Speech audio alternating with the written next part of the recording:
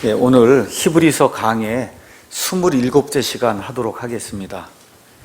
우리가 지난 시간에 히브리서 강의 26째 시간 하면서 히브리서 12장 1절에서 4절에 있는 말씀을 제가 여러분에게 이제 강의를 했습니다. 거기 2절에 가서 보니까 우리의 믿음의 창시자여 완성자이신 예수님을 바라보자. 얼마나 좋은 말씀인지 이제 알 수가 없습니다.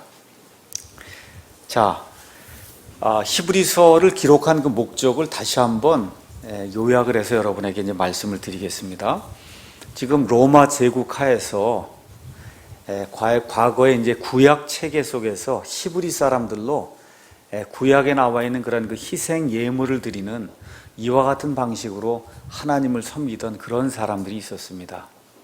이 사람들에게 예수님의 복음이 전파가 되면서 구약 시대에 대언자들이 말씀해 주신 바로 그 메시아가 바로 우리 예수님이다. 근데 우리 종교 지도자들이 그분을 알아보지 못하고 그분을 빌라도에게 넘겨줘서 결국은 그분이 십자가를 지고 죽을 수밖에 없었지만 하나님께서 죽음 속에 있던 그 예수님을 사흘 만에 다시 살리시고 그래서 산자와 죽은 자의 주님이 되게 하시며 그래서 오직 그분을 통해서만 이제 시대가 바뀌었다. 짐승을 이렇게 죽여서 피를 가지고 나가서 하는 그런 거 일시적인 그와 같은 대신 속죄가 아니라 우리 예수님이 영원한 속죄 예물이 되셔서 하나님의 어린 양으로 한 번 피를 흘리고 죽으심으로 영원한 대신 속죄를 단번에 이루셨다. 시대가 바뀌었기 때문에 이제 예수님을 믿어야 된다. 이 말씀을 듣고 이 사람들이 구원을 받았습니다. 구원을 받고 지금 살고 있는데 로마 제국 하에서 예수님을 믿는 사람들에 대한 그 핍박이 점점 심해지고 그래서 이게 과연 다시 구약 시대로 돌아가야 되는 것이 아닌가, 구약 체계로 돌아가야 되는 것이 아닌가 이렇게 고민 중에 지금 빠져 있는 이 히브리 사람들에게 너희가 절대 구약 체계로 다시 돌아가면 안 된다, 배도하면 안 된다. 그래서 이 사도 바울이 예수님과 대제사장, 신약 시대의 대제사장 우리 예수님과 구약 시대 대제사장들 한번 비교해 봐라. 이게 게임이 되는 게임이냐? 구약을 가져온 모세와 그 다음에 신약을 가져온 우리 예수님을 비교해 봐라. 비교 자체가 불가능한 거란 거죠. 구약과 신약을 비교해 봐라. 구약의 그 수많은 그 희생 제물 드리던 거 그거 하고 우리 예수님이 단번 속죄로 이루신 이와 같은 일들을 비교해 봐라. 이것은 도저히 비교할 수 있는 그런 대상이 아니다. 이 말씀과 함께 이들을 설득하기 위해서 구약시대에 아벨로부터 시작해서 믿음의 길을 갔던 그런 모든 사람들의 그 열전을 히브리서 11장에 사도 바울이 요약을 해서 적어놨단 말이죠. 그렇죠? 그래서 이 믿음이라고 하는 것이 무엇이냐, 이 믿음에 대한 그 구약시대 모든 사람들의 그 이야기를 다 적은 이후에 12장에 가서 1절, 2절, 3절, 4절 거기 가면서 예수님도 이 믿음의 창시자가 되시고 완성자가 되시는 이 예수님도 자기 앞에 놓여있는 그 기쁨 때문에 그 수치를 멸시하시고 그래서 십자가까지 지고 나가시면서 결국은 하나님의 왕좌 오른편에 앉는 그와 같은 영광을 누리게 되지 않았느냐. 이렇게 하면서 지금 계속해서 그 히브리 사람들을 설득하는 거예요. 설득하는 겁니다. 자, 이렇게 이제 설득을 다 한 이후에 그래도 말을 듣지 않을까 봐 지금 하나님께서 그렇게 이야기를 해도 말을 듣지 않으면 결국은 징계의 채찍을 사용하실 수밖에 없다. 여러분 이해하시겠죠? 진리를 계속해서 선포하고 믿음의 사람들 얘기도 하고 우리 예수님이 당하신 고난 이런 것까지 다 얘기를 하고도 마음이 안 놓인 거예요. 마음이 안 놓여요. 이 사람들이 다시 구약으로 돌아갈까 봐 마음이 안 놓이니까 지금 사도 바울이 맨 마지막으로 신구약 성경 전체를 가서 볼 때 하나님의 그 진리의 지식을 분명히 받고도 계속해서 말을 듣지 않으면 결국은 하나님이 징계하실 수밖에 없다. 구원을 잃는 것이 아니라 징계할 수밖에 없고 징계를 받게 되면 결국은 하늘에서 우리의 보상의 손실을 당할 수밖에 없는 그런 일이 생기게 된다 하는 강력한 메시지를 지금 히브리서 12장 5절부터 11절에 있는 말씀을 통해서 우리에게 주고 있는 겁니다. 그러니까 한마디로 예수님을 믿는 그리스도인도 징계를 받는다는 거예요. 우리 요새 교회의 실정을 가서 보면 일단 예수 믿으면 모든 게 형통한 겁니다. 그렇죠? 예, 예수님만 믿으면 모든 게, 심지어 뭐 자동차 사고도 없고 뭐 애도 다 잘 되고 하여튼 모든 게 다 잘 되는 쪽으로만 이야기하는데, 지금 사도 바울이 지금 이야기하려고 하는 포인트는 그게 아니라는 거예요. 저와 여러분이 자식을 키우면 알겠지만 자식이 내 자식이면 자식이 잘 되도록 하기 위해서 아버지가 반드시 징계한다는 겁니다. 마찬가지로 하나님이 우리의 아버지, 우리가 하나님의 아들, 딸이 되면 그러면 반드시 하나님으로부터 징계가 있을 수 있다는 것을 염두에 두고 신앙생활을 해야 된다는 겁니다. 요즘 교회에서 거의 가르치지 않는 그런 메시지예요. 제가 한마음 미션에 가서 이러한 말씀을 어느 형제에게 전달했더니, 그런 것도 성경에 있습니까? 그렇게 이야기를 해요. 그런 것도 성경에 있습니까? 복 받고 잘 되는 거, 이런 것만 이야기하는데 실질적으로 이 잘못을 하게 될 때 하나님의 징계가 없으면 그는 사생하여 하나님의 아들, 딸이 아니라고 하는 그런 말씀이 지금 이 안에 강력하게 이제 기록이 되어 있는 거거든요. 그래서 처음에 목회를 할 때는 저도 그냥 구원받는 이야기만 많이 했습니다. 근데 시간이 지나면서 성경 말씀을 조금 더 잘 이해하고, 그러면서 성경에 나와 있는 여러 가지 그 사례들을 연구하는 가운데 우리 김세현 자매님이 조금 아까 간증했던 그 내용이에요. 구원은 시작이에요. 구원이 끝이 아니라 구원이 시작이다. 그러면 저와 여러분이 하나님의 왕좌 앞에 나중에 이제 올라가게 되면, 그러면 그리스도께서 심판하시는 심판석이 있는데 그 앞에 한 사람 한 사람 서야 된다는 거예요. 그 심판대 앞에. 이게 굉장히 중요한 그런 내용이에요. 한번 읽어보겠습니다. 고린도후서 5장 9절에서 11절에 있는 말씀, 이런 말씀들을 저와 여러분이 아주 모토로 삼고 책상 앞에 일하는 일터에 거기 앞에다 좀 적어놓고, 그리고 하나하나 우리가 올바르게 살고 있는가 좀 생각을 해보고 살아야 됩니다. 제가 읽겠습니다. 10절, 우리가 반드시 다 그리스도의 심판석 앞에 나타나리니 이로써 각 사람이 좋은 것이든 나쁜 것이든 자기가 행한 것에 따라 자기 몸 안에 이루어진 것들을 받으리라. 우리가 누구냐? 구원받은 사람이에요. 우리가 교회 다닐 때 많은 경우 구원받지 못한 사람만 심판받는 걸로 자꾸 그렇게 생각을 하는데, 그게 아니라 구원받은 사람도 심판을 받는 때가 있다는 겁니다. 그러면서 여기 놀라운 말씀 하나님이 11절에 기록을 했습니다. 뭐라고 했냐? 그런즉 우리가 주의 두려움을 알므로, 이렇게 돼 있는데 영어로 가서 보시면 두려움이 fear가 아니라 테러로 돼 있어요. 주의 공포를 알므로. 우리 구원받은 사람이 이 예수님의 그 심판석 앞에 살 때 공포 가운데 쓴다는 거예요.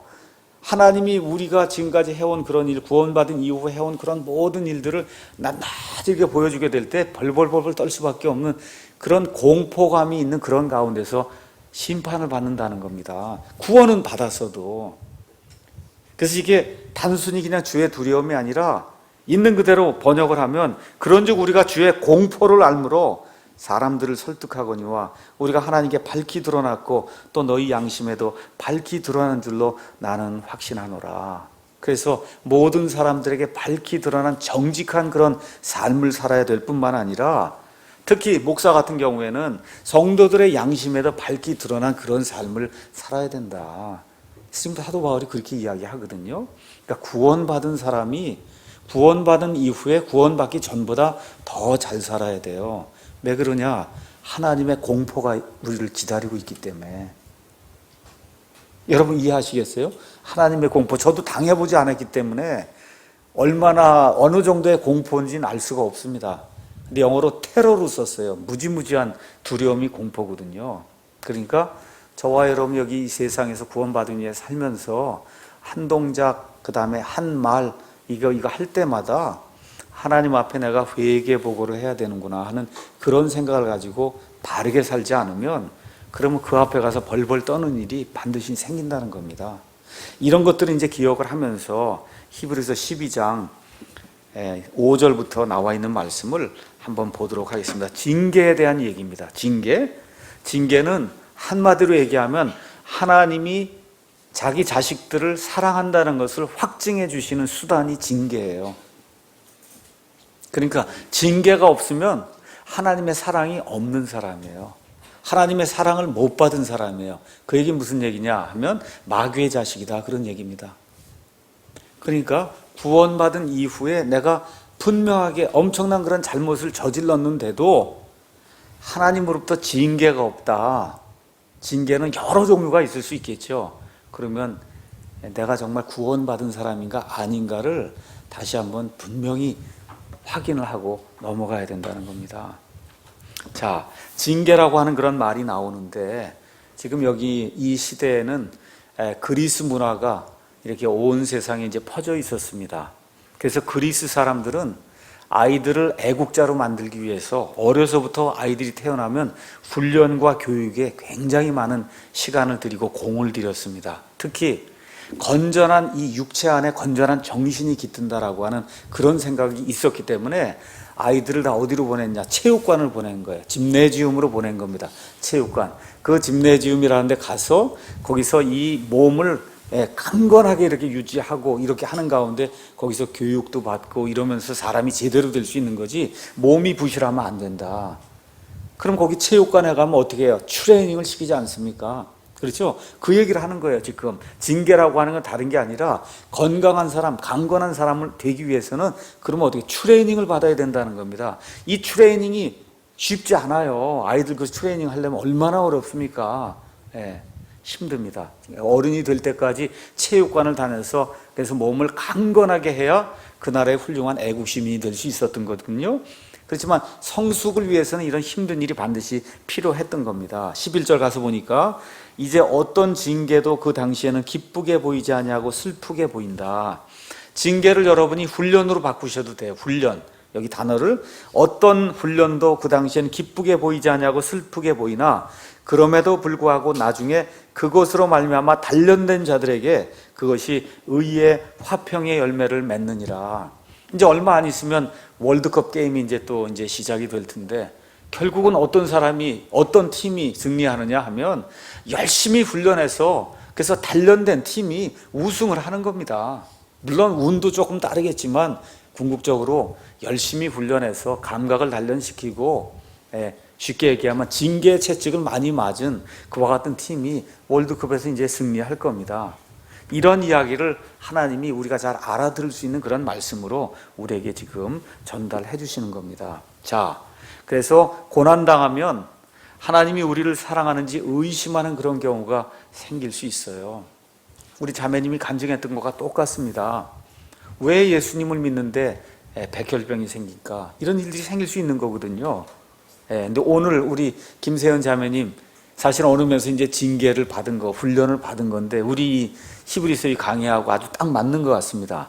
자, 그래서 하나님이 왜 우리에게 징계 아니면 훈련을 주시는가 세 가지 이유를 통해서 성경 말씀을 살펴보도록 하겠습니다. 첫째 이유는 성경 말씀에 징계가 있기 때문에 징계를 주신다는 거예요. 성경 말씀에 하나님이 내가 사랑하는 자는 내가 반드시 징계한다고 하나님이 말씀하셨기 때문에 그래서 우리에게 징계가 주어진다고 이야기하는 겁니다. 5절 6절 또한 자식들에게 하듯 너희에게 말씀하시는 권면을 너희가 잊어도다. 이르시되 내 아들아 너는 주의 징계를 멸시하지 말며 그분께 책망받을 때 낙심하지 말라. 주께서 사랑하는 자를 친히 징계하시고 자신이 받아들인 아들마다 채찍질 하시느니라 하셨느니라. 그러니까 자식이 되면 징계는 100% 있다는 거예요. 크든 작든. 맞습니까? 자식이 되면 반드시 있다는 겁니다. 징계가. 부모가 반드시 징계하게 돼 있다는 거예요. 지금 여기 나와 있는 말씀은 잠언 3장 11절 12절 말씀입니다. 이 구약시대를 지나온 이런 성도들이니까 구약 성경 말씀 얼마나 많이 읽었겠어요. 읽었는데 문제가 뭐냐 하면 거기 가서 보니까 5절에 자식들에게 하듯 너희에게 말씀하시는 권면을 어떻게 했다고 너희가 잊었다는 거예요. 잠언을 그렇게 많이 읽었는데도 불구하고 이 히브리 성도들이 그 잠언에 주어진 하나님의 말씀을 잊고 살았다는 겁니다. 자, 그럼 이 말씀은 어떤 말씀이냐 하면 우리를 권면하기 위한 말씀이라는 거예요. 우리를 낙심시키기 위한 그런 말씀이 아니라 권면하기 위한 말씀이다. 그래서 여기 짧은 이 구절 안에 아들, 자식들, 그 다음에 아들들 이런 단어가 6번이나 나와요. 6번. 그러니까 훈련을 받을 수 있는 자녀들, 우리는 또 양자가 돼서 하나님의 아들, 딸이 됐다고 성경이 이제 우리에게 이야기해 주고 있거든요. 로마서 8장에 있는 말씀을 잠깐 보겠습니다. 로마서 8장 14절에서 18절 말씀 보겠습니다. 하나님의 영에 의해 인도받는 자들은 다 하나님의 아들들이니 너희는 다시 두려움에 이르는 속박의 영을 받지 아니하고 양자 삼으시는 영을 받았느니라. 그분을 힘입어 우리가 아바, 아버지 하고 부르짖느니라. 성령께서 친히 우리의 영과 더불어 우리가 하나님의 자녀인 것을 증언하시나니 자녀이면 상속자 곧 하나님의 상속자요 그리스도와 함께하는 공동 상속자니라. 우리가 그분과 함께 고난당하면 이것은 우리가 함께 영광도 받으려 함이니라. 여러분 어려움 당하고 힘든 일 당할 때 아버지 하고 기도하십니까? 아버지 소리가 나와요? 아버지 하고 부를 수 있다는 거예요. 그렇게 저와 여러분이 하나님을 아버지 하고 부른다고 하면 모두 기대하셔야 돼요. 아버지의 징계도 기대해야 된다는 겁니다. 아버지의 징계도 기대해야 된다는 거예요. 그게 있다는 겁니다. 그게 있다. 자, 그래서 이 징계라고 하는 거, 이 징계는 아버지가 자식들을 사랑하는 그런 징계다. 그래서 성도들에게 병도 생길 수 있고 사고도 생길 수 있고 손해도 생길 수 있다는 거예요. 잘못하지 않아도 생길 수 있다는 겁니다. 이제 그 말씀도 제가 드릴게요. 왜 그래요? 저와 여러분 가운데 아이들 가지고 있는 분들, 어떻게 아이들이 조금 더 잘 되기 위해서 애가 잘못하지 않아서도 훈련을 시킨단 말이에요. 그래야 강한 사람이 되니까. 마찬가지로 하나님도 이제 성경에 나와 있는 사례를 한번 보면 꼭 잘못을 하지 않아도 징계가 임한다는 겁니다. 그 징계가 임하는 게 좋은 징조라는 거예요. 뭐예요? 하나님 우리를 사랑하신다는 징조예요. 저와 여러분이 하나님의 아들, 딸이 되었기 때문에 하나님이 저와 여러분의 유익을 위해서 징계를 주실 수 있다는 겁니다. 그러니까 살아가면서 질병도 있고 우리 자매님처럼 백혈병 얼마나 무서운 병이에요. 그렇지만 그걸 통해서 하나님의 사랑을 다시 깨닫고 말씀을 제대로 깨달을 수 있는 그런 기회를 주시고 또 구원받을 수 있는 그런 기회를 우리 자매님에게 주신 거 아닙니까? 얼마나 큰 징계예요. 그 징계가 우리의 유익을 위해서 주어진다. 6절 가서 보니까 주께서 사랑하는 자를 친히 징계하시고 자신이 받아들인 아들마다 채찍질 하시느니라. 그러니까 사랑하면 어떻게 하는 거예요? 징계하고 사랑하면 채찍질 한다는 겁니다. 아이들을 버릇없게 키우면 결국은 누구 손해가 돼요? 아버지 엄마가 나중에 고생하는 거거든요. 그렇지 않습니까? 저희도 이제 아이들이 이렇게 키워보고 이제 하지만 결국은 다 누구를 위해서 제가 열심히 그 아이들 지금 키우고 있냐? 나를 위해서 키우는 거예요. 내 노후에 이 아이들이 문제가 생기면 저만 곤란한 거예요, 이게. 그러니까 어떻게 해요? 젊었을 때 훈련을 시키는 거거든요. 훈련을 시키는 거예요. 공부도 더 하라 그러고 채찍질도 하고. 여기 가서 보니까 사랑하면 징계하고 사랑하면 채찍질 한다는 거예요. 그러니까 다시 말씀드려서 균형 잡힌 그런 아버지라고 하면 반드시 사랑도 하고 채찍질도 가한다는 겁니다. 이게 없으면 아버지가 올바로 된 아버지가 아니요 균형이 없는 아버지, 사랑만 강조하면 그 아이가 어떻게 되겠습니까? 그렇지 않습니까? 근데 우리 하늘에 계신 그 아버지는 이미 균형을 딱 잡고 계시는 그 아버지이기 때문에 우리를 사랑하시면서 동시에 징계도 하신다. 지금 그렇게 이야기하는 겁니다. 자, 사도 바울의 사례를 한번 보겠습니다. 죄를 짓지 않아도 징계가 있을 수 있다는 거예요. 지금 6절 거기 있잖아요. 사랑하는 자를 친히 징계한다는 거예요. 사랑하는 자를 징계해요. 사랑하는 자를 채찍질해요. 다시 말씀드려서 믿음이 부족하거나 아니면 죄를 짓지 않은 경우에도 하나님이 사랑하시면 징계가 있을 수 있다는 겁니다. 그 사례 몇 가지만 한번 가서 보겠습니다. 고린도후서 12장 4절에서 8절, 여러분 잘 아는 그런 말씀이에요. 고린도후서 12장에 가서 보시면 바울이 하나님께 간구하는 그런 내용이 나옵니다. 어떤 거 간구해요? 바울의 몸을 괴롭게 하는 그와 같은 그 사탄의 사자가 있었습니다. 하나님, 제발 좀 이게 떠나가도록 하나님께 간구하오니 하나님 이 말씀을 들어주십시오.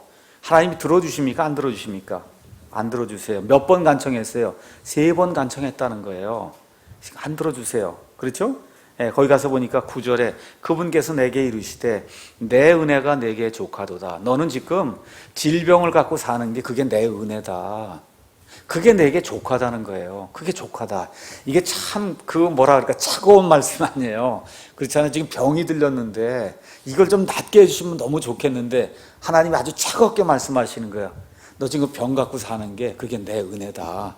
너 그걸 다 족하게 그렇게 여기고 살아야 된다. 왜 그러냐? 왜 그래요? 이거 그대로 두면 내게 주어진 것과 같은 계시들이 너무 많기 때문에 내가 교만하게 돼서 오히려 넘어지게 될까 내가 염려한다. 그러니까 더 이상 간구하지 마라. 너는 평생 이 사탄의 사자를 몸 안에 두고 사는 거 그게 너를 위해 좋은 거다. 이런 일도 있을 수 있다는 거예요. 그렇죠? 이것도 징계 아닙니까? 그렇죠? 어떻게 하도록 하나님의 사자가 겸손한 그런 삶을 살면서 자기 자신과 다른 사람들에게 누가 되지 않도록 하기 위해서 이와 같은 일도 하나님이 징계로 주신다는 겁니다. 고린도후서 똑같은 말씀에 1장 1절에서 4절 가서 보니까 아주 또 귀중한 말씀이 또 그 안에 들어 있습니다.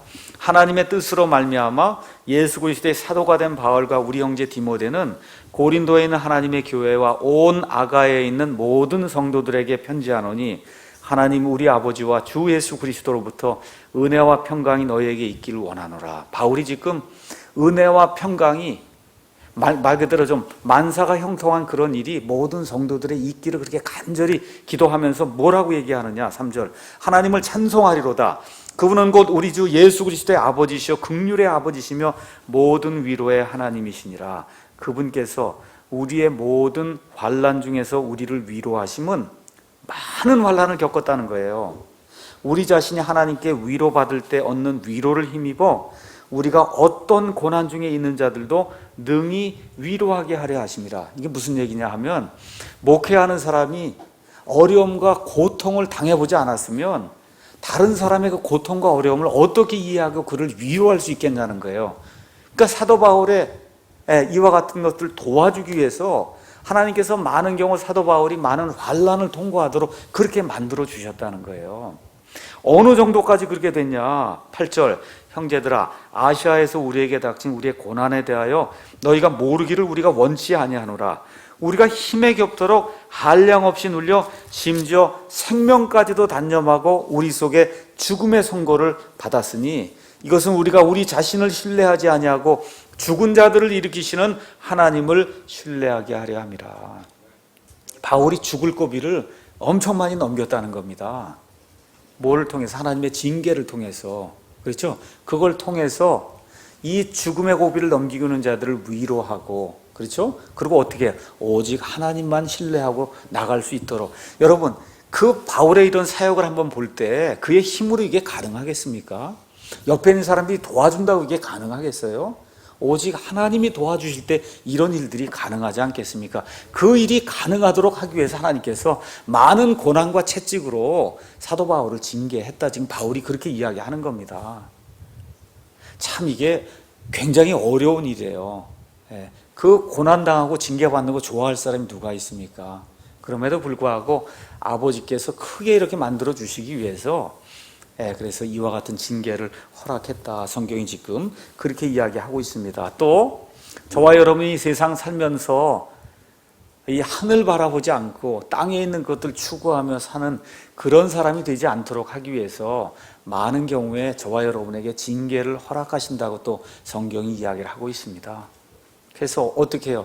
이 세상 것 막 추구하다가 고난이 오고 이렇게 하면 아이고 좀 하늘 보고 제대로 살아야 되겠구나 이런 생각이 들지 않습니까? 그래서 그렇게 하도록 하기 위해서 하늘의 소망 바라보고 살 수 있도록 그렇게 하기 위해서 하나님께서 징계를 주신다. 또 하나 빌립보서 4장에 또 나와 있는 말씀 이렇게 가서 보시면 하나님의 약속들을 잊어버릴 때가 많다는 거예요. 하나님의 약속들을 잊어버리지 않도록 하기 위해서 저와 여러분에게 징계를 허락하실 때도 있다는 겁니다. 자, 이렇게 되면서 징계가 이제 오게 될 때 성도가 이걸 대하는 태도가 둘로 나뉜다는 거예요.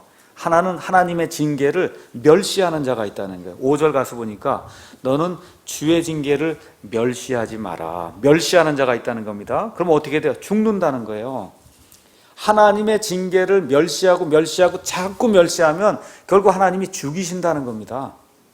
그 다음에 또 한 종류가 있어요. 낙심하는 자가 또 생긴다는 거예요. 낙심하는 자가.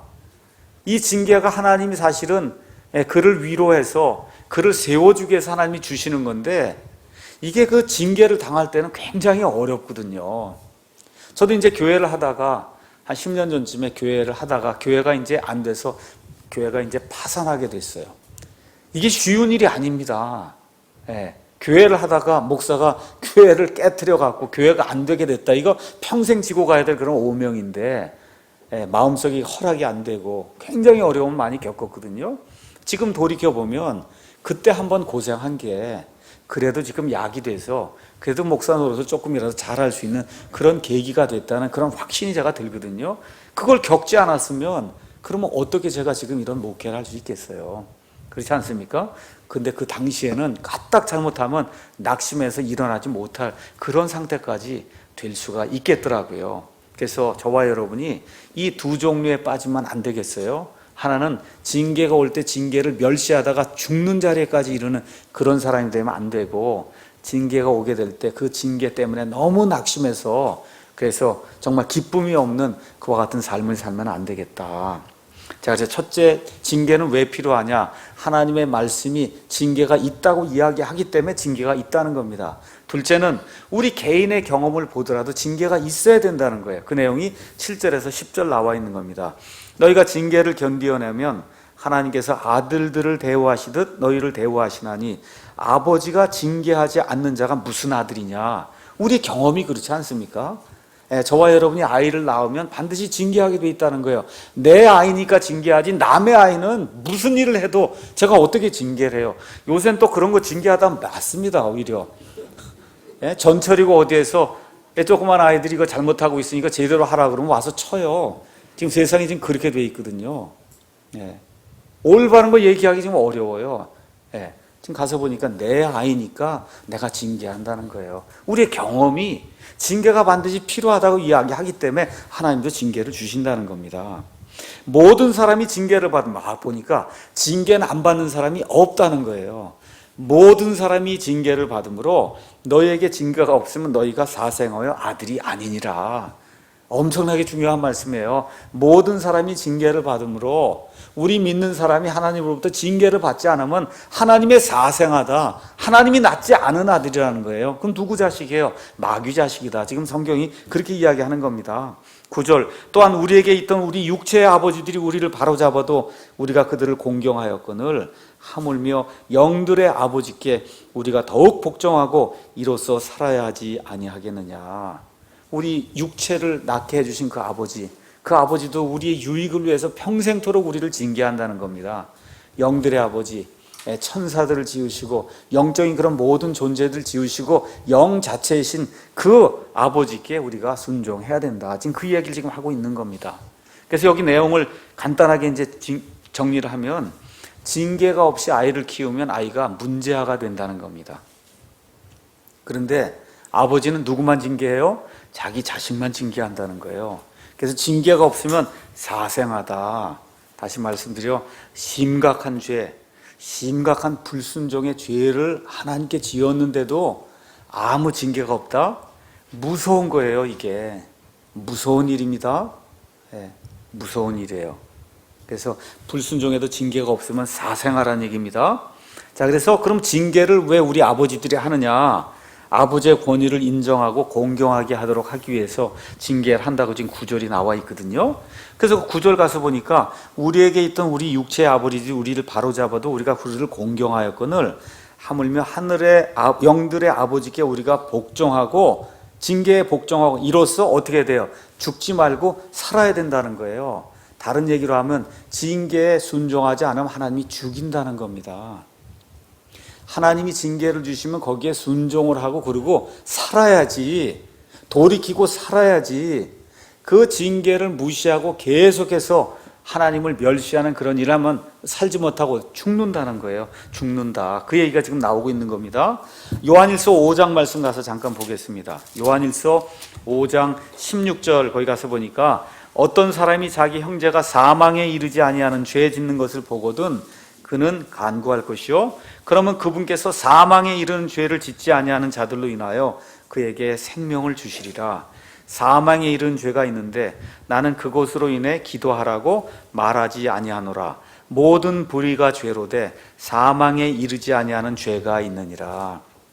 만일 저와 여러분 하나님께서 조그만 거짓말하는 거 하나까지 해서 다 죽인다고 하면 여기 남아있는 사람이 아무도 없어요. 구원받았다 해도 다 죽습니다. 그렇잖아요. 예. 그런데 하나님이 지금 구원받은 성도들에 대한 얘기를 하는 겁니다.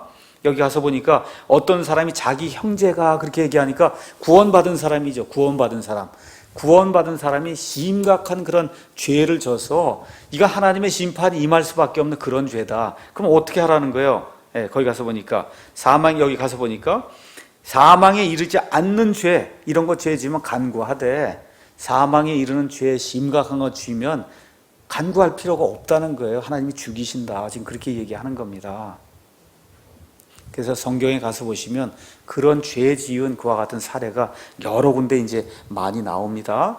여러분이 특히 고린도전서 가서 보시면 고린도전서 5장에 자기 아버지와 어머니와 간음을 저지른 이와 같은 사람, 사도 바울이 마귀에게 내어 주어 그의 육체를 멸하도록 했다고 성경이 지금 기록하고 있거든요. 또 디모데후서 가서 보면 알렉산더와 후메네오라고 한 이런 사람들 교리를 뒤집어 엎고 그러면 믿음의 파산에서 부활이 없다 그러고 이런 사람들 육체를 마귀에게 내어주는 그와 같은 일이 생길 수 있다고 이야기하고 있습니다. 고린도전서 또 10장 11장 가서 보시면 주의 만찬을 가볍게 여기고 그 예수님의 몸과 그 다음에 그 예수님의 피를 상징하는 이 포도주스와 그 다음에 이 빵 이런 것들을 제대로 대하지 않고 주의 만찬에 와서 혼잡을 일으키고 난장판을 일으킨 그런 사람들 하나님이 죽였다고 그렇게 기록이 돼 있어요. 죽였다. 그래서 이런 일들이 교회 안에 생길 수 있으니까 조심해야 된다. 그렇게 이야기하면서 이런 사례가 특별히 어디에 많이 기록이 돼 있냐? 고린도전서 10장에 많이 기록이 돼 있습니다. 고린도전서 10장 가서 보시면 이집트 탈출 이후에 구원받은 이후에 하나님의 징계를 받고 이 광야에서 40년 동안 떠돌면서 하나님의 심판을 받았던 그런 사람들의 그 사례를 사도 바울이 하나하나 지금 보여주고 있는 겁니다. 그렇죠? 거기 가서 보니까 어떻게 돼 있냐? 7절 그들 중에 어떤 자들과 같이 너희는 우상 숭배자가 되지. 우상 숭배하지 말라. 8절 어떤 사람들이 음행하다가 하루에 23,000명이 죽었으니 너희 음행하지 마라. 여러분 이거 구원받은 사람에게 얘기하는 거예요. 너희는 지금 고린도 교회 성도입니다. 구원받은 사람도 우상 숭배할 수 있다는 거예요. 구원받은 사람도 음행할 수 있다는 겁니다. 음행할 수 있다는 거예요. 9절 그들 중에 어떤 자들이 그리스도를 시험하다가 뱀들에게 멸망을 당했다. 그러니까 구원받은 사람도 예수님을 시험할 수 있다는 거죠. 10절 그들 중에 어떤 사람들이 불평하다가 파멸시킨 자에게 멸망을 당했다. 예수님을 믿은 사람도 불평 불만으로 가득한 그런 삶을 살 수가 있다는 겁니다. 그래서 이런 모든 일들 11절 이제 이 모든 일은 그들에게 본보기로 일어났으며 또한 그것들은 세상의 끝을 만난 우리를 훈계하기 위해 기록되었느니라. 12절 같이 읽겠습니다. 그런즉 스스로 서 있는 줄로 생각하는 자는 넘어지지 않도록 주의할지니라. 넘어진다는 게 뭐예요? 결국 징계를 받는다는 거예요. 징계받지 않도록 주의해야 된다. 그렇게 지금 사도 바울이 이야기를 해주고 있는 겁니다. 모세도 못 들어갔어요. 모세도 구원받았지만 가나안 땅에 못 들어갔습니다. 모세도 못 들어갔어요. 어느 면에서 징계를 받았거든요. 그렇지 않습니까? 그러니까 목사라고 해서 자신할 것도 아무것도 없는 거고 교회 오래 다녔다고 해서 자신할 거 아무것도 없는 거예요. 항상 하나님의 심판석 앞에 가서 그리스도의 심판석 앞에 가서 내가 회개 보고할 날이 내 삶이 끝나고 있다는 거, 그거를 염두에 두고 저와 여러분이 하나님이 우리를 내려다 보시는 걸로 생각을 하시고 그리고 경건하게 거룩한 그런 삶을 살아야 된다고 지금 이야기를 하고 있는 겁니다. 자, 그래서 여기 10절 말씀 다시 가서 보니까 우리 그 육체의 아버지들은 종종 자기의 유익을 위해서 우리를 징계하는 때도 있다는 거예요. 이기적으로. 그렇죠? 아버지가 화가 나갖고 갑자기 징계하는 경우도 있고 우리 육체의 아버지는 그렇게 하는 경우가 있지만 하늘 아버지는 그런 적이 절대 없다는 겁니다. 이런 이야기를 해서 개인의 체험을 보니까 징계가 필요하다. 누구나 할 수 있다는 겁니다. 셋째는 징계를 받아보니까 그 징계의 결과가 좋은 것을 우리가 알 수 있기 때문에 그래서 하나님이 우리에게 징계를 주신다는 겁니다. 징계를 받아야 좋은 사람이 될 수 있기 때문에 하나님이 우리에게 징계를 주신다. 그 내용이 11절에 나와 있습니다. 11절. 이제 어떤 징계도 그 당시에는 기쁘게 보이지 아니하고 슬프게 보이나 그럼에도 불구하고 나중에는 그것으로 말미암아 단련된 자들에게 그것이 의의 화평의 열매를 맺느니라. 여러분, 보통 우리 아버지, 엄마가 아이들 때리고는 그렇게 얘기하죠. 이거 때리는 나도 좋지 않다. 그렇죠? 네, 많은 경우 그렇게 얘기해요. 아이들 데리고 설득하느라고. 근데 사실 그렇지 않습니까? 아버지가 애 때리는 게 너무 좋아갖고 그게 때리면 그거 아버지 이상한 사람이잖아요. 그렇죠?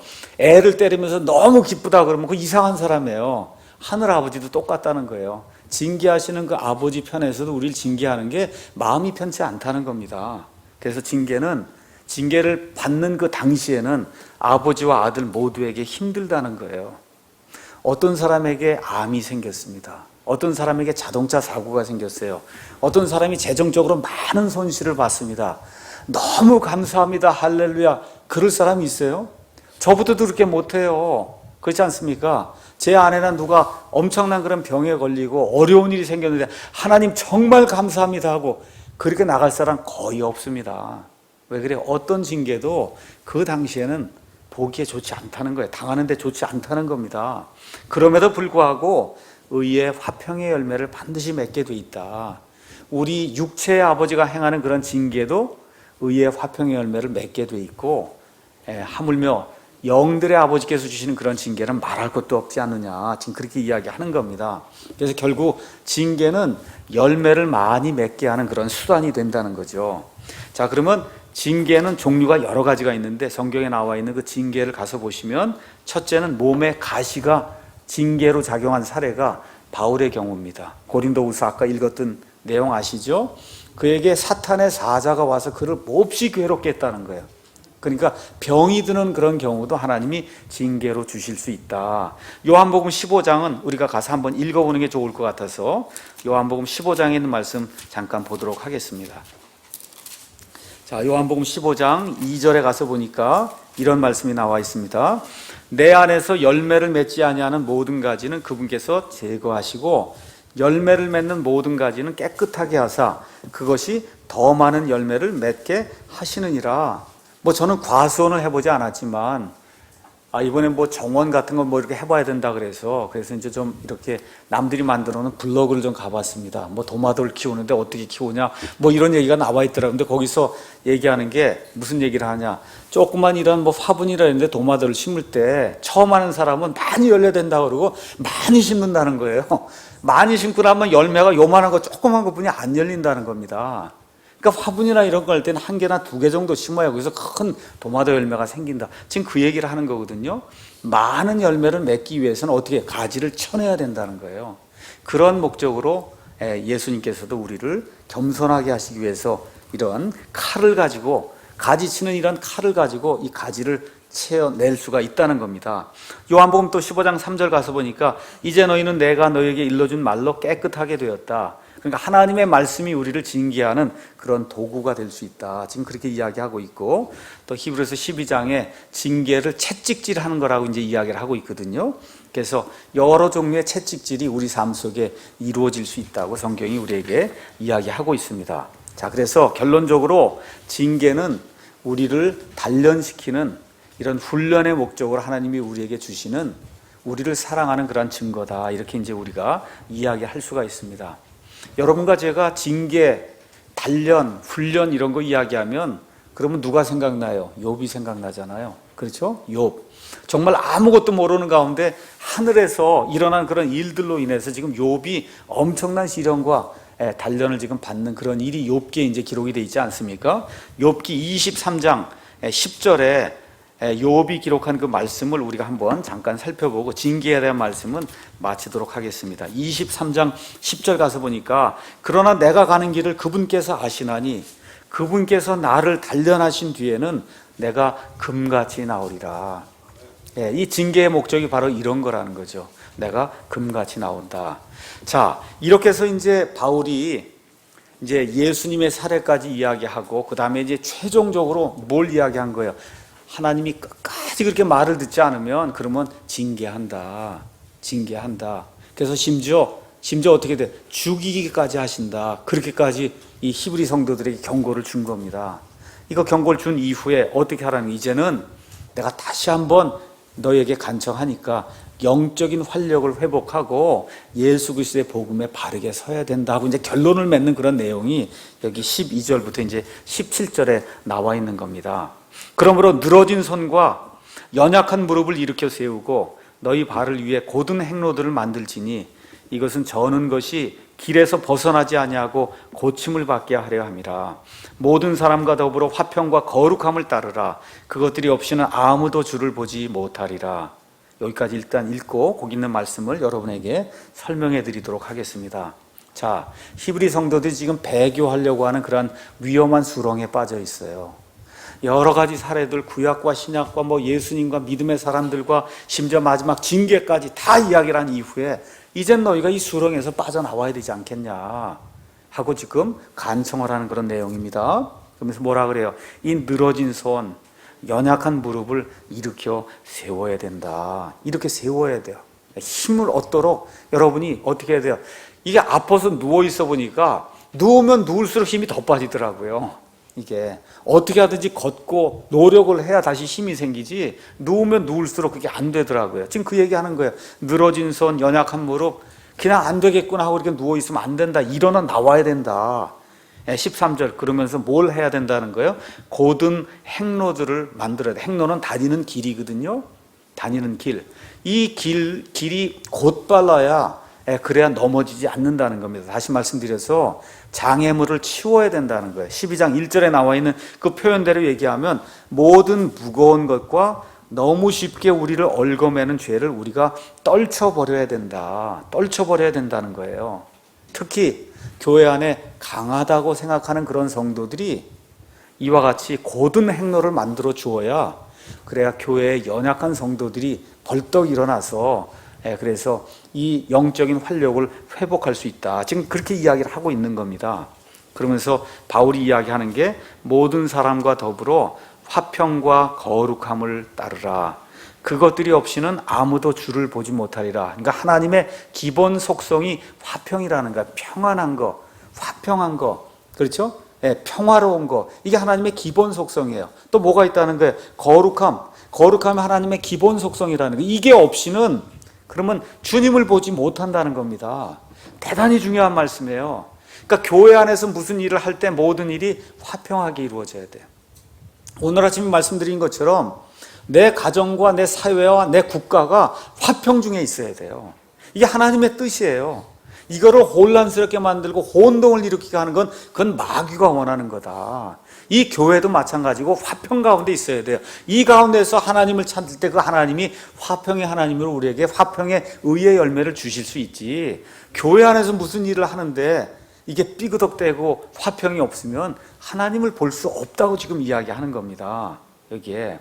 그 다음에 중요한 속성이 뭐냐? 거룩함을 따라라. 거룩함. 그렇죠? 이거 역시 대단히 중요한 거예요. 신구약 성경이 저와 여러분에게 요구하는 것이 하나가 있습니다. 그것은 하나님의 백성은 세상에서 분리가 된 사람들이라는 거예요. 여러분, 노아 이야기 혹시 이번에 그 노아 영화 보셨습니까? 내용이 별로 좋지 않다고 이제 이야기하는데 저도 보진 않았습니다. 한번 이런 차원에서 한번 보시는 건 좋을 것 같아요. 120년 동안 그 아들들하고 다니면서 하나님의 심판이 임한다. 120년을 외치는데 한 사람도 듣지 않아요. 그 8명만 그 멸망할 그 세상에서 분리가 된 사람들이에요. 이게 얼마나 굉장한 건지 알 수가 없어요. 그 땅에 모르겠어요. 한 1억이든 2억이든 몇 억이 살았을 거 아닙니까? 그렇죠? 그렇게 사람들이 많았는데 하나님이 거룩히 구분한 사람은 8명뿐이 없었다는 거예요. 그 8명. 그 사람들만 주님을 봤잖아요. 거룩하다고 하는 건 물론 깨끗한 거 이런 거 맞는 겁니다. 그럼에도 불구하고 여기 나오는 거룩함이라고 하는 건 세상과 분리된 걸 이야기하는 거예요. 그럼 하나님의 사람은 아벨도 세상과 분리가 된 사람이에요. 그렇죠? 에녹도 세상과 분리가 된 사람, 노아와 그의 아들들도 세상과 분리가 된 사람이에요. 또 아브라함도 세상과 분리가 된 사람이에요. 이삭과 야곱과 성경에 나와 있는 그 모든 사람들이 세상 속에 살았지만 세상과 분리가 된 사람들이에요. 왜 그래요? 거룩함을 추구했기 때문에. 거룩함을 추구했기 때문에. 그렇기 때문에 세상 사람들이 우리를 보면 아, 저 사람들은 좀 다르구나 하는 게 보여야 된다는 거예요. 말과 행실에서 저 사람들은 고향이 여기가 아니구나. 이게 좀 보여야 된다는 거예요. 우리는 여기가 고향인 줄 알고 사는데 저 사람들은 분명히 고향이 여기가 아니구나 하는 게 보여야 된다. 그게 거룩함이에요. 물론 깨끗하고 정결한 거 이것도 거룩함이지만 성경이 얘기하는 거룩한 백성, 거룩함 이거 이야기할 때는 세상에 살지만 세상과 분리된 것. 그래서 옷을 입어도 신발을 신어도 말을 해도 하여튼 좀 세상 사람과 조금 다르구나. 단정하게 정숙하게 이렇게 일이 이루어져야 된다고 성경이 우리에게 이야기하는 거. 이거를 추구하는 사람 그게 돼야 된다. 지금 사도 바울이 이야기하는 겁니다. 하나님 말씀 하나만 읽고 마치겠습니다. 고린도후서 6장 가서 보면 이 말씀을 바울이 분명하게 우리에게 이야기를 해주고 있습니다. 고린도후서 6장 14절에서 18절 너희는 믿지 않는 자들과 더불어 공평하지 않게 멍에를 같이 매지 말라. 의가 불의와 무슨 사귐을 갖겠느냐?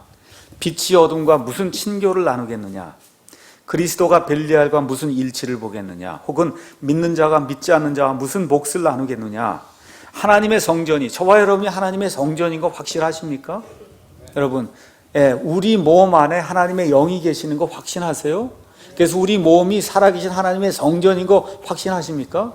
그 얘기하는 거야. 하나님의 성전이 우상들과 무슨 조화를 이루겠느냐? 너희는 살아계신 하나님의 성전이니라. 아멘. 하나님께서 이르시되 내가 그들 가운데 거하고 그들 가운데 거닐며 나는 그들의 하나님이 되고 그들은 내 백성이 되리라. 주가 말하노라. 그러므로 너희는 그들 가운데서 나와 분리하고 부정한 것을 만지지 말라. 그리하면 내가 너희를 받아들여 너희에게 아버지가 되고 너희는 내 아들 딸이 되리라. 주 곧 전능자가 말하노라 하셨느니라. 이러한 삶을 살아가야 된다고 지금 사도 바울이 이 히브리 성도들에게 간곡하게 지금 요청하고 있는 겁니다. 오늘 말씀을 정리합니다. 하나님을 사랑해서 하나님의 아들, 딸이 된 그 사람에게는 반드시 하나님의 징계가 있다는 거예요. 죄를 짓지 않아도, 믿음이 부족하지 않아도 저와 여러분의 유익을 위해서 하나님이 징계를 주실 때가 있다. 더더욱 우리가 죄를 많이 짓고 심각한 그런 죄를 지면 심지어 죽이는 일까지 하셔서라도 하나님께서 하나님의 이름에 모독이 가해지지 않도록 그렇게 하나님이 하신다는 겁니다. 그렇죠? 그래서 이와 같은 은혜를 받고 우리가 영적인 활력을 회복해서 하나님을 기쁘게 하는 하나님의 거룩함을 추구하는 그런 백성이 돼야 된다고 사도 바울이 우리에게 이 말씀을 통해서 이야기해 주고 있습니다. 오늘 여기까지 하고 마치도록 하겠습니다.